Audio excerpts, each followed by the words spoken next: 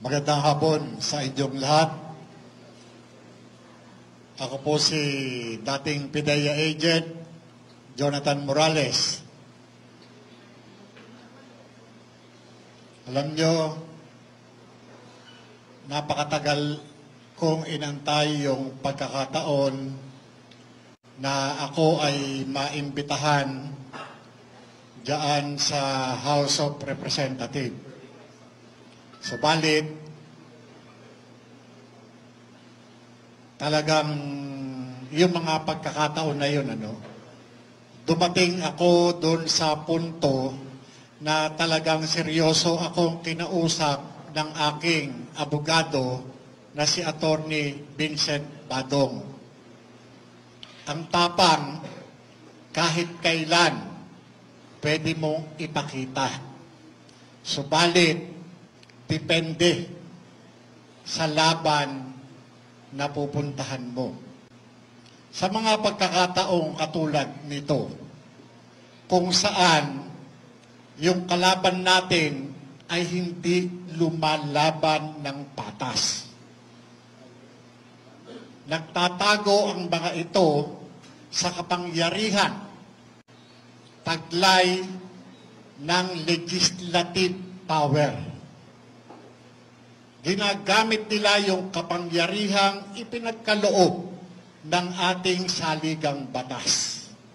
Kapangyarihang siyang sisiil sa karapatan ng lahat ng Pilipino.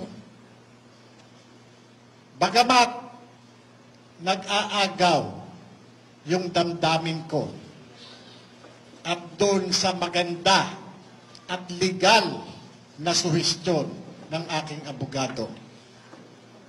Labag man sa kalooban ko, sinunod ko siya at ganun din ng konsensus ng karamihan sa mga kasama ko.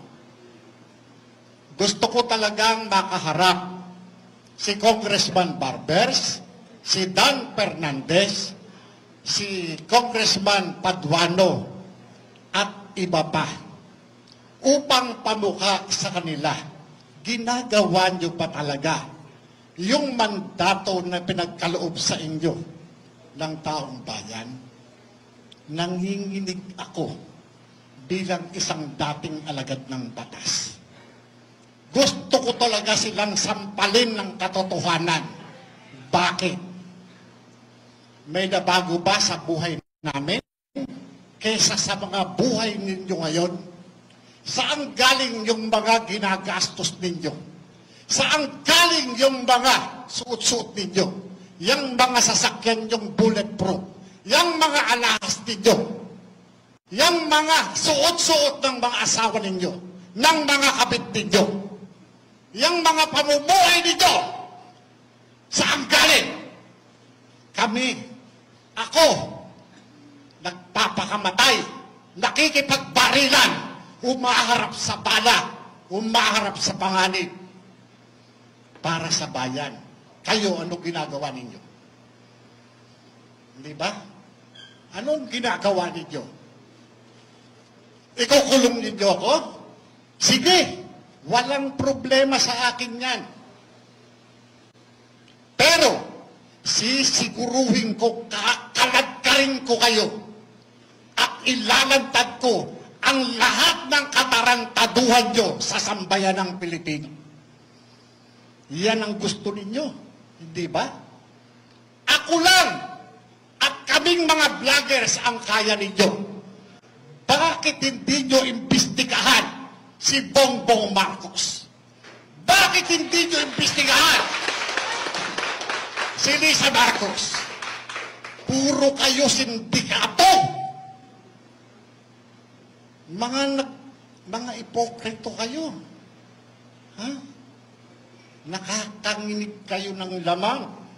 Nakakanginig kayo talaga ng laman. Ako, umaamin ako ng tao na napapatay ko. Kaya nyo bang gawin yan para sa bayan?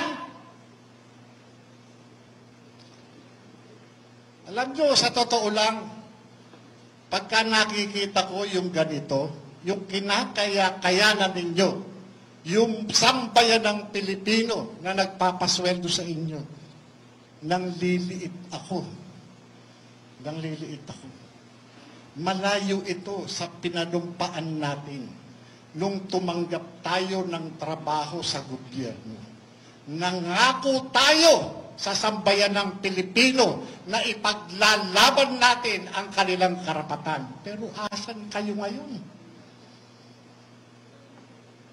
Nasaan kayo ngayon? Kayo sana ang inaasahan namin. Ipagtatanggol ang saligang batas. Pero ano ngayon? Wala. Kinatatakutan nyo, amin! Bakit? Meron dyan mga dating pulis, mga dating military. Asan kayo ngayon? Naging politiko kayo. Magnanakaw na nga kayo noon. Magnanakaw pa rin kayo ngayon. Mga liban!